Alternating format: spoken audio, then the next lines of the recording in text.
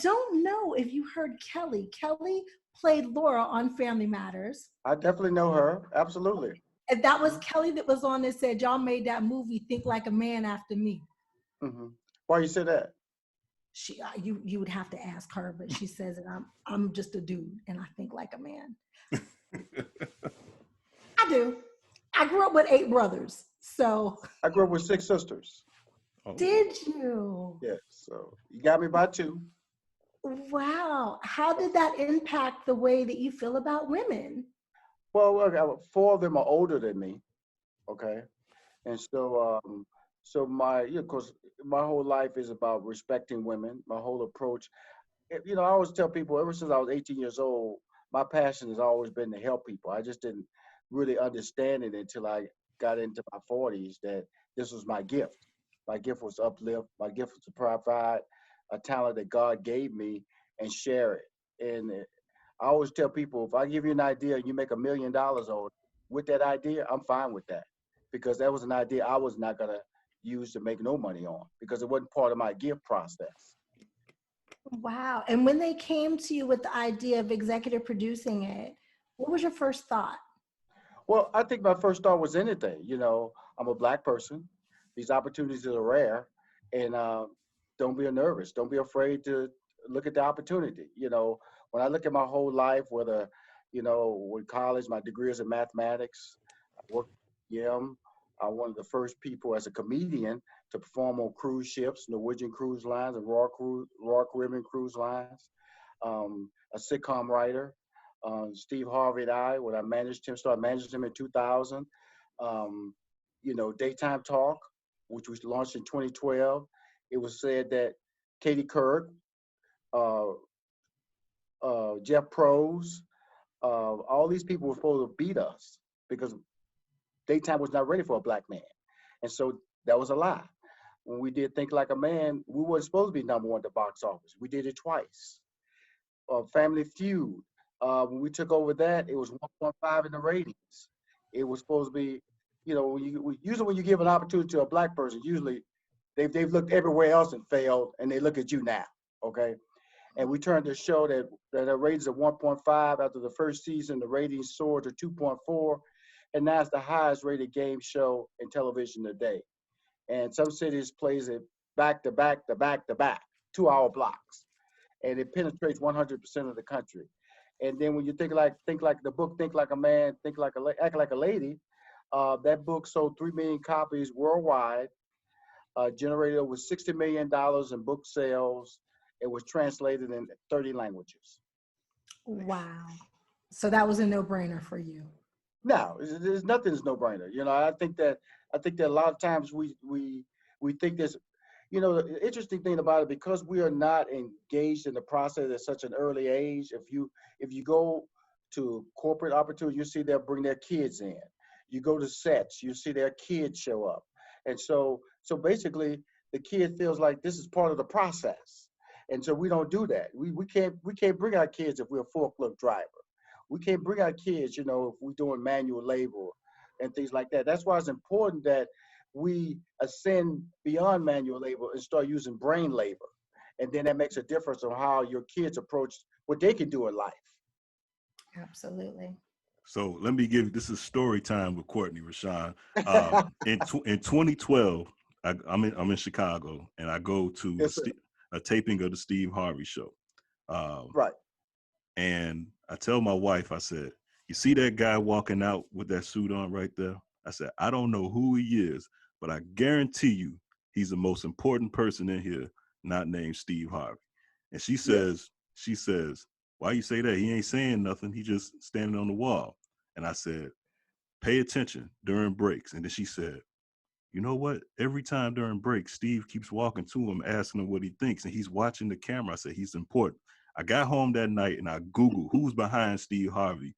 And that's when I saw your face. And I've been a fan of yours since. And me and Junior are pretty cool. And so I always ask him questions about you and everything like that. So it was just an honor for me. Then when I met you at First taping in Chicago. So it was like real dope to have you on. Do you have you and Cherie ever crossed paths? Because she's been on the Parkers, and I saw you produce a show on the Parkers. I did the Parkers from 1998. Actually, I was co-executive producing the Jaime Foxx Show in 1998. I did the Parkers, I think, from 1999 to 2000, Right. because I was starting to manage Steve Harvey, because I launched him on a local radio station called WBA, what they called 92.3 The Beat, and we took that station, which was rated at the time 19 in the market, to #1 in 6 months. So with Cherie, we probably have seen each other on the set, and I'm pretty sure her face looks very familiar. So that means, Well, you did the Jaime Foxx Show, and we did Family Matters. We were neighbors. Right. That's Downstage. probably right. Because that was on Warner Brothers lot. And Yes. and so, the thing about it is that in this business, I had an opportunity to, Steve Harvey gave me my first break as a writer on ABC on Me and the Boys. Oh. And I had an opportunity to work for Robert Townsend, Arsenio Hall, Sisters, the twins, Tia and Tamara Mowry, Jamie Foxx, and Monique. Out of those two of them won Oscars. That was Jamie Foxx and Monique. And so I launched the careers of Kim Whitley, Gabrielle Union, just to name a few. Lala Anthony went on the radio at the Beat. So the Tari Turner, who has this very good movie. If you haven't seen it, it's called Uncork. That's on Netflix. It's an amazing movie. I've seen it twice. And so I just look at my legacy and I realize that I've done what I was supposed to do, what God has enabled me to do as a person who's willing to share my talents and also let people know that they can be great too. Well, for me, radio is two people that made me want to do radio. Watching Martin on the Martin Show, he needs to be a radio guy. And then Steve Harvey, because Steve Harvey actually used to do radio in Chicago before he came out to you guys. And I was never really with Tom Joyner because my mom, she listened to Tom Joyner. No disrespect. Yes, she sir. listens. Yes, sir. But so Steve Harvey was Def Jam. So I automatically started listening to the Steve Harvey Show. And then when y'all became syndicated, what was it like? Because it seems like it's a lot of Houston people on that show. Junior, Tommy, Carla, and then I see J. Anthony Brown. He's not from Houston, but did you have a lot of input in putting all those Absolutely. people? I'm from Houston, Texas. Born and raised in Houston, Texas. Born here, went to high school here, graduated from college, University of Houston, where I got my math degree, was done in Houston, Texas. Tommy's character, which we started in Los Angeles, was a character that I used to do on radio in Houston, Texas. And then Carla, she was a program director, a music director for a radio station that I used to be the sidekick on in Houston, Texas. And so in 2005, when we got an opportunity to do syndication after we left our contract with 92.3 The Beat, and didn't have another contract, by the way, we just went out on faith and planning that this was going to be a bigger opportunity, because I always felt that Steve was bigger than LA. I always felt that his brand spoke to more people than just one market, and which I believe proved to be true. And so Carla came on board as my music director, and I eventually moved as an on-air talent. And Tommy came on as his play nephew, and we played off that he was his real nephew for comedy effects. But we all know now that nephew Tommy and Steve Harvey are not related. I didn't know that until you just said it. I didn't know that. That was the whole premise. That was the whole premise of how we did the show. Was to, have a kid that was uncontrollable that Steve had to answer to, but knew he couldn't fire him. So you know that whole thing. You hire family, you cry with family. Okay, and that was the whole premise of the character. He was stupid, but you can't fire him because guess what? You got to call mama. You call mama, that's a different conversation. Man. So when did you? Because you guys did the Hoodie Awards. Yes.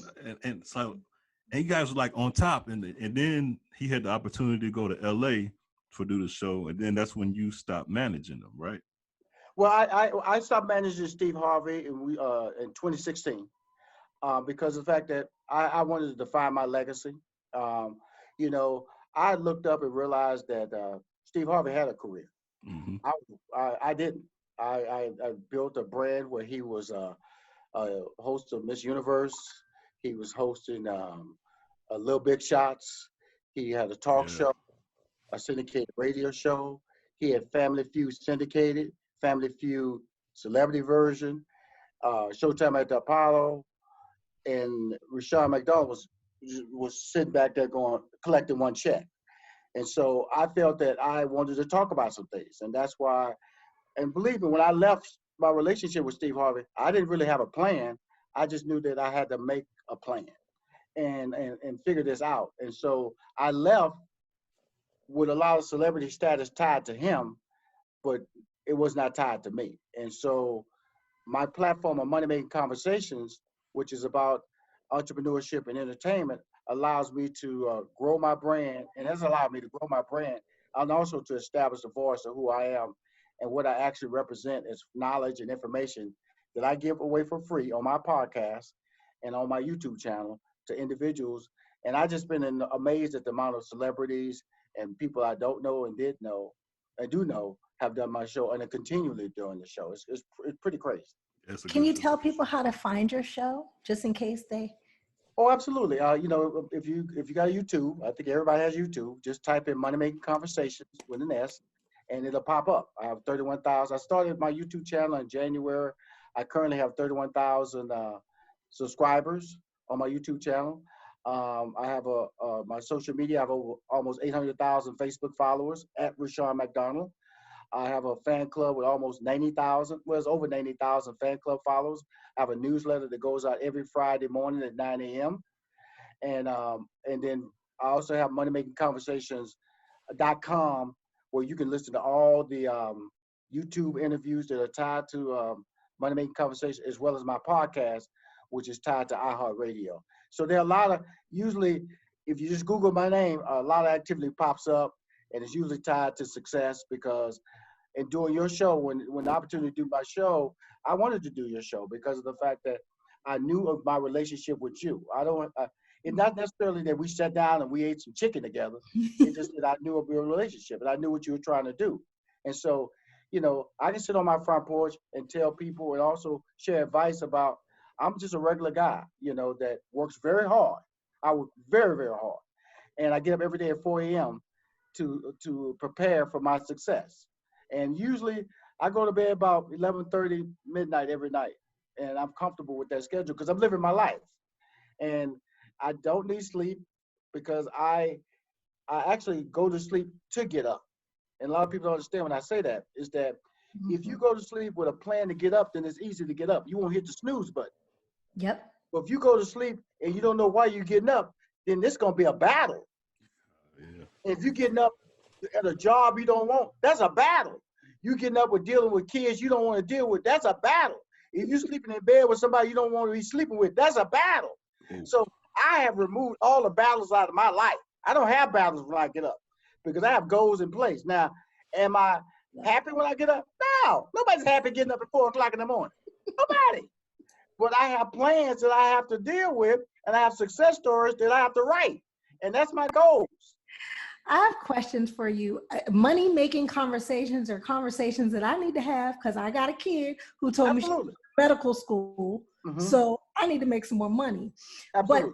But before I get to that, I got to get to the economy. Right. Were you managing Steve Harvey in 2017 when he went to see Trump? No, it was not. I didn't think so. No.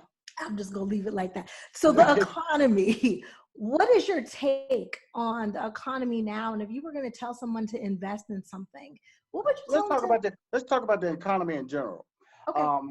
Because lately I've become a pandemic expert because people, you know, I've talked about money making conversations. People come to me, and I am in favor of the country reopening. I think it has to reopen. But the problem I'm not happy about is the misinformation. You know, Georgia was the first state to reopen. The first state to reopen. But they did not let everybody know that 80% of the COVID-19 cases that were going into hospital were African Americans. The country didn't let you know that 7 out of 10 people in New Orleans that were affected were African Americans with COVID-19. They didn't tell you the number was 43% in Chicago, 33% in Detroit, 23% in Milwaukee. They didn't tell you that nearly 25% of the people who died from COVID-19 in that national number are African Americans. That's not fair. See, that's not fair. And so what is happening now is that we've reopened in the country, and it's being staggered open because of the fact that we're fighting a political war. We're fighting a political war because a person wants to get reelected. Yes. And they're going to treat this like it's the flu. If you don't have it, don't worry about it. And he's playing on the worst fears of people. You play food on your table. Food on your table. And then you go, okay, well, I'm not sick. Let's go back to work. I wear a mask when I go out in the streets every time. I got hand sanitizer. Your boy kidded up. I am you come near me, we're gonna do it like, why are you coming that close? The CDC means something to me. The CDC has told me how to live my life. I plan on living my life as long as I can. Rushion McDonald bought all his employees masks that were washable. So we got to talk about the economy, about how you have to live your life in the new normal before you start talking about how to make money. Right. So let's go to what's happening let's go to the core group, beauty and barber salons. Okay, nobody had planned on hand sanitizers being part of their budget. Nobody had planned on facial masks being part of their budget. Nobody had planned on every other chair being empty. Boom. Now let's go to restaurants. Nobody had planned on saying, hey, you can only run a 25% occupancy of your restaurant. Now you're also dealing with the fact that Black people know they are high risk. So they really don't want to go out. Right. And so with that being said, when you see these national news conferences, nobody tells you these numbers. And they start shifting the dynamics. Over 22,000 people have died from senior citizen homes. They don't talk about that no more. See, as the narrative gets boring or you become desensitized to it, they move on. There's still people dying in these senior citizen homes. It's just wrapped in that big number. Yep. And so what America's doing a disservice to is giving us information that we can actually live with. I tell everybody, if at the very beginning, if they'd have said, wear a mask, and we're going to give everybody in this country a mask, we're going to give everybody in this country hand sanitizer, they wouldn't be doing a PPP program. They would be doing a CARE program, a HEROES program, or a $1 trillion bailout program, because they would have told the truth. A problem is coming. This is how we deal with it. So but what they've done is they've scared people because they don't have food on their table. They can't pay their rent. Their car notes are behind. And now people out there battling and saying, hey, I need to work, despite the consequences of the health issues that you might bring back to the office or bring back to your home.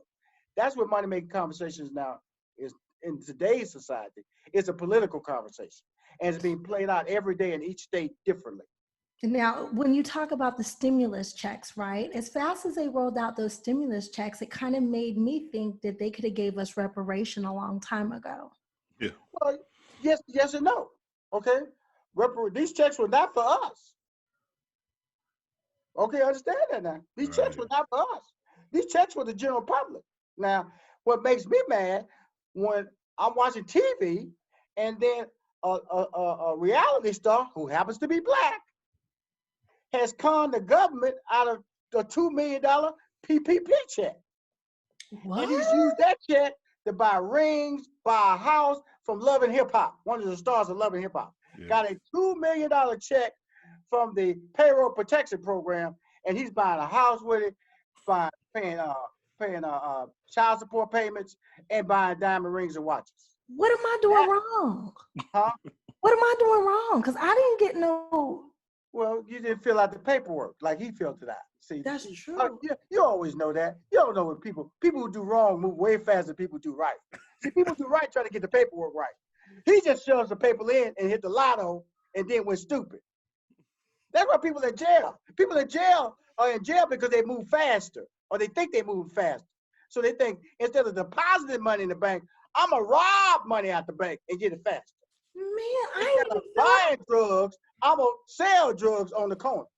That is the problem with our system, is that we are surrounded by people who feel they are smarter than us, and we just watch it on television every day, and it's crazy.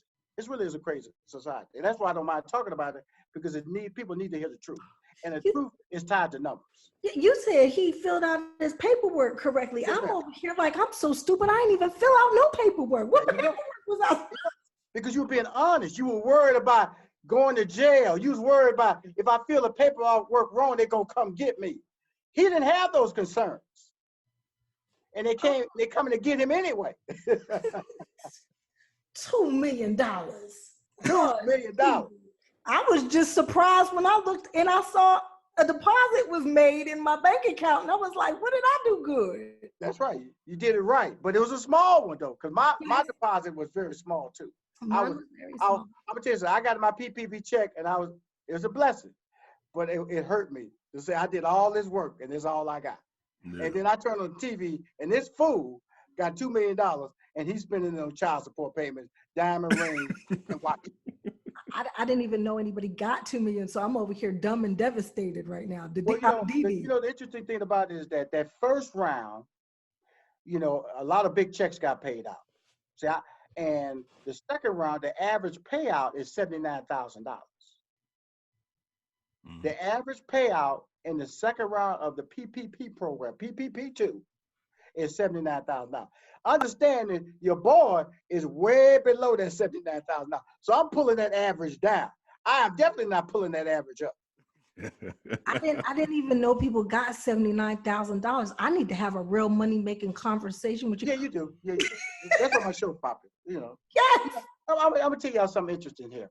People say, what drove states opening? Why did states want to open? Because when Georgia shut down, they decided we're going to reopen. They're going to reopen. The average visitor jumped to 62,000 people per day. Wow. When they reopened, the average visitor jumped to 62,000 per day. And those visitors came from the following states. 92% of them came from South Carolina, Alabama, Tennessee, and Florida. 92% of them. So when everybody gets numbers. So when they start seeing those numbers and start seeing that money leave their state, they go, hold up. We need to open up. Yeah. And if you really look at the situation about all these overcrowded and beaches overrun, I bet you if you start pulling driver's license, you'll see they from out of state. Oh, yeah. Yeah. Wow. That is really scary. That's a money-making conversation. I thought that's why you had me on the show, Cherie. Well, you know what, Rushion? The reason why I wanted you on the show is this. I've been around the entertainment business for a long time, for a while. And I never was the type of person that wanted to be in front of the camera, never wanted to be, I just always I like helping and building something dope, and I never get credit for nothing either, but I never looked at it in a positive light the way you just said it, Right. But here I am. I got a great chance working with Cherie, who I've been a fan of forever, had a crush on growing up as well. And I just wanted to give me some advice, man. What can I do to help continue building this brand? She's going back to doing Punky pretty soon. And I just want to help build this brand, man. And that's why I want to have people like you on and, get her on your show later on. And I just want to. Oh, absolutely. Absolutely. Let me just be honest with you. I get that question a lot. It's consistency, and you have to be true to your plan.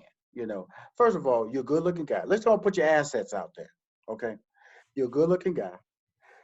Yep, you have a strong professional voice. Okay, that demands attention. Okay, you have a co-host who's a celebrity. Okay, so that's a platform that everybody doesn't get. Okay. Right. Let's go be honest. Yeah, I didn't come on this show to talk to you. I know. I come on to talk to CJ. I know. Okay. You are a bonus. You're a bonus. Trust me. And so in the process of being a bonus, I'm learning some things about I'm excited about doing the show because, in life, man, what I've learned is that I don't even know who I am till people start telling me what I've accomplished. Wow. Your resume speaks for itself, sir. It don't. Because I am the worst person. Cherie, when I accomplish something, I move on. I don't click champagne glasses. It was like I was a CMO for the Air National Guard. you know, which I did live events in 50 states. I controlled this black man for Air National Guard, a division of the military, branch of the military, Air National Guard. And I controlled all of the website design, all social media posts, all commercial buys, which were almost $28 million. I okayed all that, all the commercial productions, all that stuff was approved by me. This month, one of my activations, I went to New York City and took over the entire Penn Station with an Air National Guard activation. And I was just honored with what they call a Reggie, which is the award for the best activation in the country for 2019. Wow. Those are the things I've accomplished in my life because of the fact that I don't sit back on my laurels. Right. And so when he asked me the question, what can he do? I'm telling you, you got to get up at the same time every day. Pick one day where you can rest, okay? Because God rested on one day, okay? So I'm not expecting you to do this 7 days a week. But what happens with consistency, it starts you to challenge your dreams and challenge the people around you. Believe me, my wife doesn't even adhere to my schedule. I get up, she ain't thinking about moving, okay? She gets up when she feels like it, okay? And so also your social media should start playing a role on developing or shaping who you are. Your social media should not be personal posts. Social media should be about the brand that you're trying to build. It always, if you're gonna post anything motivational, have that be an original thought from you. Don't post nobody else's thoughts on your social media. Use your own personal creativity, your own developed motivation to guide other people down that path. That way, when you talk to them, it's all good. Yeah. And so, with that being said, now you have Cherie. So she's enabled you to be exposed to a larger footprint. Right. Well, he enabled me because I never thought about doing the podcast. I got all that, TJ. I got all that. Say that, of course. You know, Steve Harvey is why I'm sitting on this call. Okay, Stephen A. Smith is why I'm sitting on this call. They just have trusted me enough to say, you got the gifts to do it. So I'm asking him and reminding him of his responsibilities. He got the hook in the water. Now he got to keep fishing. You're the fish that he keep bobbing out there to catch bigger fish. Yeah. He's the producer. He's the executor. He's the man behind the man. But what I'm asking him to do, what I didn't do, is to be able to build his brand as he builds your brand. I didn't do that. That was a mistake. Don't lose yourself. Okay. There you go. I tell him that all the time. With Stephen A. Smith, that's a big personality on a little man. Absolutely. He's a lot like me. Let me tell you something. I'm gonna tell you something about Stephen A. Smith. I'm gonna tell you something about Steve Harvey. Two of the smartest people I know. They work equally as hard as I work. I don't have to shake them to get out of bed. Oh, they'll complain, but the complaint is never about how hard they have to work. Okay? Because everybody has a right to say something negative, but as long as that negative doesn't get in the way of the effort, then we good. That's right.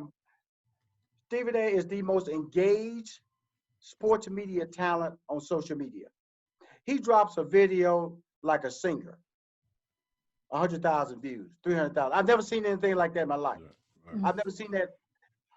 It's no one in the entertainment business that's not a singer that can do what he does.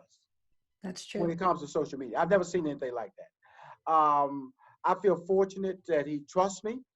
In fact, I can make this announcement now. We're executive producing a news, a recap that's going to be on ABC starting Tuesday. It's going to be Last Dance after the dance. Oh. He'll be hosting it starting Tuesday on ABC, and then it's going to move to Saturday. That's something nobody knew, so I'm making that announcement on the CJ Show. Thank you. That's incredible. I'm actually a big Stephen A. Smith fan. I did a show with Penny Hardaway and Charles Oakley called The Bottom Line Sports Show for a while, and I actually studied Stephen to prepare myself to do the show. Yeah, he's a gifted person, a hardworking person. You know, my whole thing with you, Cherie, is that you just have to admit your gifts. You know what I'm saying? you know, when you are a star, and you have to say you are a star, because, you know, you can go to the grocery store, people go, I go to the grocery store, they just walk past me. Okay. You know what I'm saying? And so that's a responsibility that comes with that. And this is something I waited late in the game. You know, all my life I was saying things like right place, right time, you know, it's a blessing. You know, I'm just lucky, you know, people look out for me. So what I was doing was denying my gifts, denying that all these things happened due to hard work. All these things was happening tied to my faith. All these things were happening because people trusted what I said. My word meant something. Same thing with you. You have to go ahead and accept the responsibility. They're not bringing you back on that show because they like you. You're an asset. And you have to admit to these assets, but what comes with that responsibility, once you acknowledge that these gifts are real, then the responsibility comes in maintaining it. And that's when he comes in. Wow. He's the maintainer. You know, I think for me, one of the reasons why I never wanted to be famous. I never wanted to be on TV. I hear you. I was a kid when I made this crazy. You can always quit being famous. You know that, right? When? How? You just stop. Just don't go to that TV show no more. I gotta pay. Turn off this. Just stop this video right now. Just stop. Just stop. I don't know what else I would do. I'm not qualified. There you go. There you go. See, God has told you what you're supposed to do. Yeah. And you just admitted in public. What else I'm gonna do? What else I'm gonna do? These gifts, I exercise these gifts. So I'm just asking you to be responsible to them and accept. That's major. You know, I'm gonna have a real conversation with myself when we get off here, because I grew up thinking that one day I was gonna be an architect, right? So acting was kind of my cop out, because I had done Punky, I had done Family Matters, and then it was like, do you keep working or do you go to college? I tried to go to college. I just am not the school kind of girl. It just was not working for me. I was asleep because I was taking night classes because we were doing Family Matters. And then I went for 1 year without a job. And my next job that I got was on the Parkers. Right. My degree, did you hear me earlier? I said my degree is in mathematics. Yes. I tell you, I worked for IBM for 5 years, 2.5 undergrad, 2.5 professional full-time. So we all have journeys that people say you're supposed to do. You know, I was supposed to stop right there. Just go to college, because I'd accomplished what people said I was supposed to do when I was in high school. They told me, go to college, get you a job. I had the best job in the world, IBM. All I had to do was find a wife and just start dropping kids. That's all I had to do, according to the model. Right. You are not a model. Mm-mm. You're a game changer. And when you have people with game-changing talent, there's a responsibility that comes with that. And what you have to do is you have to surround yourself with a support group that believes in you and helps you drive when the downtime is down, because we're all going to have downtime. And it allows you to accept the responsibility when it's up. Be prepared, because when you need somebody to fall on, I'm here for you. Thank you. That's all it is. You know, it'll be sorry of me and pathetic of me if I came on this show knowing how many talented people I work with and say, oh, it's all right, you know, just do what you're gonna do. No. You have a window, and we all have a window. 65 means nothing to me. 75 means nothing to me. I tell people, stop using this age as an excuse of reaching your dreams. And so you can do whatever you want. I just believe that in your life, you just have not had the support system around you to tell you that you're great and to help you to stay great and become greater. That's all. Thank you. That's what I specialize in. I make people great. I make people money. That's what I do. Money make conversation. Yes, you do. Can you help us make some money, sir? Because like I said, my daughter has already said she's going to Baylor. She's going to work at Baylor Scott White. Mm-hmm. And so I'm going to have to pay for medical school. Well, you know, she has a responsibility too. How old is your daughter? 5. Okay, that means that academics should be strong in her life. She is going into the 4th grade. She reads at a 4th grade level at 5 years old. There you go. So, you know, see, the future's already set. You just got a whole course with her. You know what I'm saying? And then allow her to still have a life, because she's going to be younger than her age group.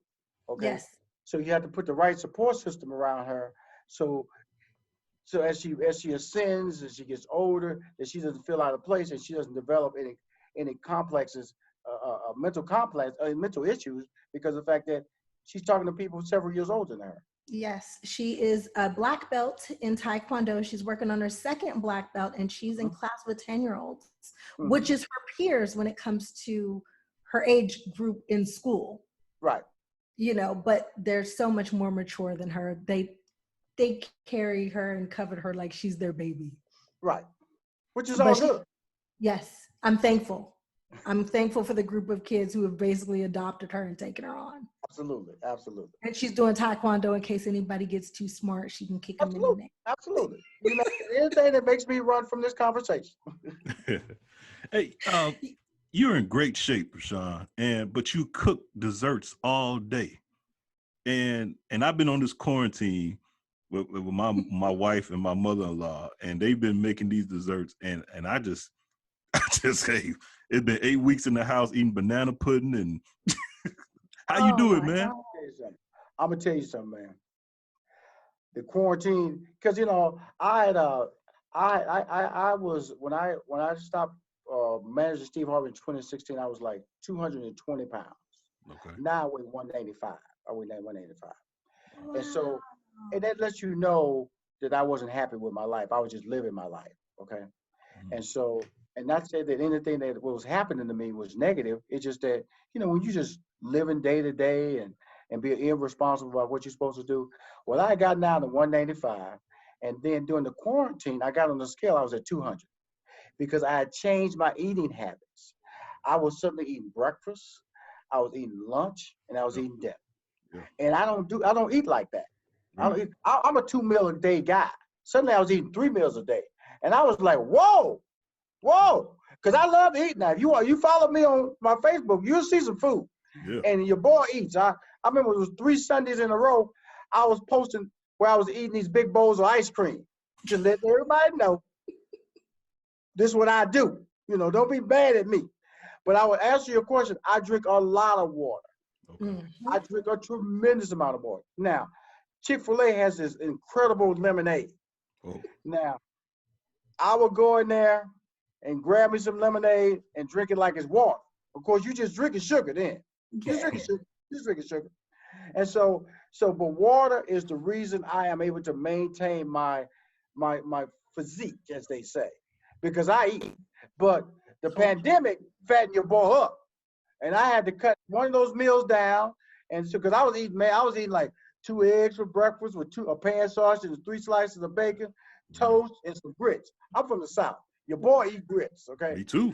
And the next day, I bust open 5 those little cans of biscuits that come 5 in a can. Same. I wasn't sharing. I got all 5 of those. Me too. Make some syrup, me some scrambled eggs with cheese, and me some good old andouille sausage that's been boiled, and then fry that bad boy. When you split it down the middle, that was my breakfast on a regular basis, and I got up to 200 pounds. So now, you know, I get my Raisin Brands in the morning. I went and bought my nuts, you know what I'm saying? Got me some tortilla chips with me some picante sauce, baked potatoes. See, I've calmed down. So now I'm back down to 185. Okay. But what you will not do to me, sir, is stop me from eating my desserts. I don't care what you say. Yeah. I'm eating my desserts. I'm noticing that because, like, you cooking these desserts. I remember Steve used to give you a lot of crap about it, you know, make funny. But he called me an old white lady. Yeah, Betty Crocker. And so my thing is, like, I've been at home and I'm making pancakes every morning for my wife and kids, and they love. Yes. I got the Cracker Barrel mix, and I'm making it, and they love it. Oh, the Cracker Barrel. You got the Cracker Barrel mix? Yeah, I got the Cracker Barrel. Yeah. The pecan pancakes. Now they like the original. Oh, brother. See, Cracker Barrel, the pecan pancakes. I'm done. That's my two. Cause I got that too. See, what you ain't gonna do is out food conversation me on your show. The perfect food scale, the perfect bake scale. Tell me about this bake scale. That came about was that you know, when I was executive producing the Steve Harvey Show in Chicago, I used to post pictures of me baking. I would post them, and they would just go viral, And this company out of Washington, Portland, right outside of Portland, Washington, took notice of that, and they contacted me and they said, "Well, we got this scale, no measuring cups, no measuring spoons. Would you like to be a participant in it? We'd like to come down and show you the product." And so they came down, and I said, "Look, I like it, but can I change some of your menus?" I said, "Can I?" Because see, what bothers me about cookbooks is that they'll say the word eggs, but there are different types of eggs. There are large eggs and jumbo eggs, and they make a difference in the menu. I said, "Can I just really start breaking down? Can I also tell people exactly what type of sugar I use, Domino sugar? Can I tell them what type of flour? So when they look at my recipe, they can kind of get a sense of what to buy when they go in the grocery store." And so they said they were cool with that, and it became a phenomenon for me. I'm a percentage owner in the company, and that's the only thing I used to bake with. I baked for my staff, and last fall Kelly Clarkson. I did a lot of my staff from the Steve Harvey Show are now on the Kelly Clarkson Show, and so last Thanksgiving I did a big old spread for them, and Kelly Clarkson, she didn't know I was doing it. And so her husband that came by along with her assistant said, somebody told him that guy over there made it. And they said, "Who is he? Does he work for us?" They said, "No, he just loves us, and he said he's gonna do it." And so Kelly Clarkson came over there. She said, "Did you really do this for my staff?" I go, "Yeah," because that's how I am. That's a part of who I am. I rented a hotel in Beverly Hills for 2 days. They had a kitchen as kitchen, an oven and microwave and refrigerators. I had to rent 2 hotel rooms because I needed I needed 2 stoves.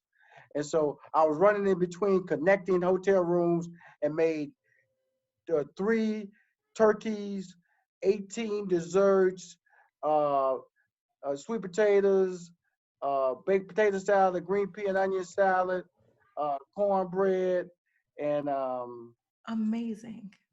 Yeah. So the people in Beverly Hills hadn't seen anything like that in their life. Yeah, because they eat salad. Yeah. But that's my life, though. That's who I am now. I'm gonna go when I end this call. I'm gonna go inside, watch Netflix. I'm gonna watch a couple of shows, and I'm gonna get up the next day and find out whose life I can make better. That's my mission. My mission is hopefully if one person is inspired by this call that we're having tonight, then I've accomplished my task. I like to believe that I've inspired one person on this call tonight, and Definitely. Then that person over here will help you sustain greatness, and then you'll help him reach his dream, because it's a joint effort. Absolutely. It's a joint effort. And when he saw me on the set of the Steve Harvey Show, what he saw was a guy who was not seeking attention. No, he wasn't. Just respect. That's all I was seeking, respect. That's right. Yeah. That's beautiful. You're from Houston, so I got to bring it back to Houston because I have a love affair with Houston. Really? Yes, I used to own a restaurant shortly in Houston. Where? Right off of Bissonnette in the Beltway in the hood, across the street from the Popeyes. Yeah. Yeah, right there. Yeah, I know it's on the Southwest Freeway. I know exactly. What's the name of the restaurant? It was called That's It. And unfortunately, I didn't have the right partnership. And when I left, I had to come back to California to go to work. So it didn't stay open very long after. When was that open? Oh, was it 2010 or 2011? Yeah, I know that restaurant. Mm-hmm. It's a soul food spot. Yes. Nini's Fried Chicken. You know something? I didn't know you owned it, but I've ordered food from there. Really? Yeah, I didn't know you owned it, because I like good food. I did. How did you? I know exactly where. That's on the Southwest Freeway. Yes. Yeah, you was in the hood, girl. You was in a lot of hoods. You was in Chinatown. You was in Mexican Town. You was in Black Town. You had all kinds of things running around you.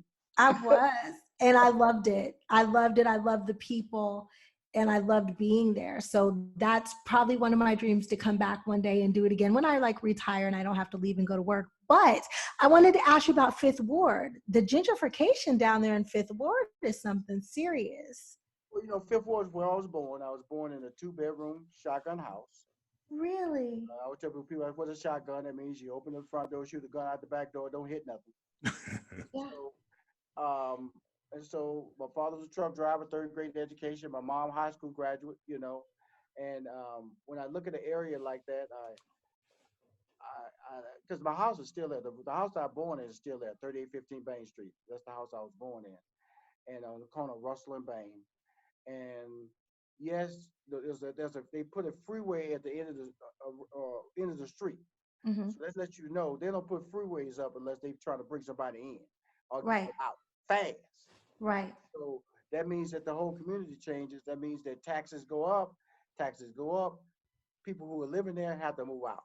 That's why you always notice that whenever they change a neighborhood, the homeless people are the first people to go, because they're the people who ain't paying taxes. So they're gonna first get the people who ain't paying taxes out first.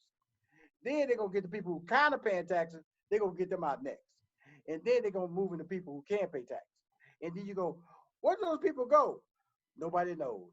They're just a disappearing group of people that are disenfranchised because they can't afford taxes. Absolutely. We have a brother that was on the show. His name is Christopher Senegal, and he's actually been spending his time in Fifth Ward buying blocks. Yeah. You know, the way it works is you buy a block, and then at that low tax rate. And what they'll do is they'll cut you a deal, because the cities in general, their job is to make money. And the only way they're going to make money is by increasing the value of the property. And by increasing the value of the property, you take those taxes and you can pay for better schools. And so know that there's a underlying message to you got to stay in the lane of the get, and not in the lane of I ain't got it. If you stay in the lane of the get, you're accepting of what's going on. But because of the minorities or people of color generally are in the lane of I don't have it, then they suffer the consequences of that. And so, but that's how it works. You know, you can go in and tell people, hey man, I'm trying to buy this block. You're gonna get it at a low price, and then you can go start knocking on doors. I need you to move. I need you to move. Or I'm not gonna pay any rent. You can't pay rent anymore. I'm gonna stop. You're gonna move. You got 30 days. And so he's doing exactly what other people are doing in the community. You got to move these people out. They're gonna tear down those houses. They're gonna put up townhomes or patio homes. They'll be like four times the value of the property that they tore down. Then they're gonna have property value taxes that they can charge, and everybody's happy. To build those comps up. So do you feel like this is a year to invest in real estate, or would— I'm gonna tell you something, it's a year to invest in the stock market. Mm-hmm. Because it's low. Now we all know it's not gonna stay low. No. So it's a year to invest now. If you can invest now, you should invest. Yeah, I would tell you the part of the structure that's gonna hurt the most is gonna be real estate. Office real estate is going to suffer. Yeah. Because when you hear a company like Twitter make the announcement that stay home, you don't have to come to work. Yeah. Mm-hmm. My staff, you know, they've been working from home ever since the pandemic hit. The announcement to stay at home. And so we do meetings at morning and afternoon. So I'm looking at, I still want to buy a building in Atlanta. That's where I'm based at. I still have a home in Houston, Texas as well. And so, but guess what? They're going to have to give me a pandemic price. Mm. Because office spaces, okay, so here's the vicious cycle of how this works. So if people stop coming to work, well, you have businesses that have been designed to cater to people who come to work. Right. And so those businesses close and they start shuttering. And so the deal is that what we're looking at is a society that, yes, you can go back to work, but who are you and what are you going back to work to? Because the jobs that you once had don't exist anymore. Companies like Sears, J. Crew, closed. Golden Corral, buffets can't even open back up now. Oh. You know, and so Golden Corral, my shop now. That's my place there. Go to Shea, that's my place too. Go in there, get the Brazilian steakhouses. I love those places. Yeah, I do. And so they can't even reopen. So there are businesses out there that people don't tell you. Everybody keeps talking about restaurants reopen. Buffets are not reopening. Not at all. They can't. That makes so much sense. Sir, thank you so much for your time. Is there anything else that you want Cherie's World to know before we have to let you go? No, I'm good. Know that I came on because I was excited to talk to you and found another somebody I'm mentoring, which is great. I always know that to get in touch with my contact people, they tell them, ask them for my cell number. I have no problem communicating with you as a friend, as a person of, man, one of these days I am going to be called off this earth. And I want to make sure that I've been drained. I want to make sure that I've told enough people how great they can be and show them how they can be great. That's sweet. That in the end, I'm cool because this body gonna be well fed. This brain gonna be empty. So when I go, I'm be all good. That is very sweet and very giving, especially from Hollywood, because everybody in Hollywood, I'm gonna tell you right now, ain't like this man. That's like, but guess what? I'm living in Atlanta. I'm living in Houston. I've learned that there's a struggle we all have to deal with, people. In 2015, I was announced that I had cancer, and I don't care who you are, when they say the word cancer to you, yeah, it turns out the lights. Yeah. You really do, because you don't hear about cancer survivors. They just told you got an illness or disease that kills people rapidly and on a regular basis. And I already lost a sister to cancer. And so I sat there in that chair and I didn't tell my family for a few days because I was just taking it all in. And I'm gonna just tell you guys this, is that I wanted to make sure, where was I in my life? If this was it, had I done everything that I could do with my life, and I was cool. And so I was cool. And I just say that to say this to anybody. You can't be afraid. You can't be afraid of opportunity. You can't be afraid of change. And you can't allow fear of change to stop you from reaching your greatness or seeking a new opportunity. Because new opportunities is what makes people successful and give you an opportunity to change your life. That's all. Wow. One last question though, Cherie. How do you think this COVID-19 is going to affect Hollywood in general, as far as filming and recording and entertainment? Like how do you think it's going to affect it? Here's the deal. I think let's go deeper than that. How is COVID-19 going to affect dating? Because that's even a bigger issue. I think how we're going to socialize in the new dating world, because there's no vaccine, and so Hollywood is going to have like for instance, unless you're somebody like who's always a visionary, Tyler Perry. He bought his new studio, which was an old military base. It had barracks. He refitted the barracks. It has a cafeteria. So he's going to start up his production and bring everybody on the base. Everybody's going to get tested, and they cannot leave until the taping's over with. You know what? I have a question. Does that mean staff, as far as like everybody, like the crew, everybody who's cooking, transportation, is that everybody has to stay there? I think that only with the acting professionals and the crew, okay? Because of the fact that, like I told you, I got my facial mask, I got my rubber gloves, I got my hand sanitizer. And then you have shields that keep you six feet apart. And so it has been proven that if you follow the directions of the CDC, infection can be reduced.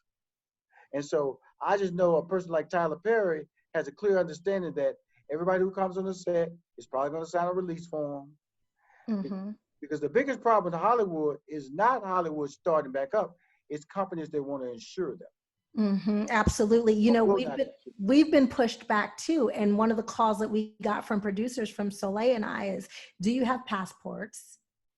Mm-hmm. And will you relocate? Right. And so we're like, what is that? Soleil and I have both been in the house since March 8th. We ain't left. We ain't let our kids leave. Like we've been in our little compounds. Right. Yeah. You've hunkered down like you're supposed to. Yeah, we did what we were supposed to. Okay. Look, the thing about it, everything you said that you're doing, it should be adhered to by everybody who's listening to this call. And what I don't want people to do is go out there and feel be embarrassed or feel be bullied into not conforming to what the CDC is saying you're supposed to do, especially if you're an African American. Absolutely. With pre-existing conditions. Well, it's not even that. It's just that we have to understand that I'm a cancer survivor. There, I just need to live my life right. Now, we just know that you can get on a plane. I'm gonna drive to Houston. Okay, my wife, she driving to Houston. Okay, and so because why should I get on a plane and risk somebody sitting next to me infection, recirculating air, and things like that. And so I just feel that we just need to understand that do not allow other people to bully your ability to stay healthy. That's a beautiful ending, sir. Thank you. I appreciate y'all. Hey. We'll talk for an hour. Well, 55 minutes because I was confused in the beginning. This has been an honor, sir. Number, okay, so we can talk. The mentorship starts tomorrow. Okay. Oh my God, I love that. Thank you so much. And thank you for being open. Thank you to everybody who you mentor.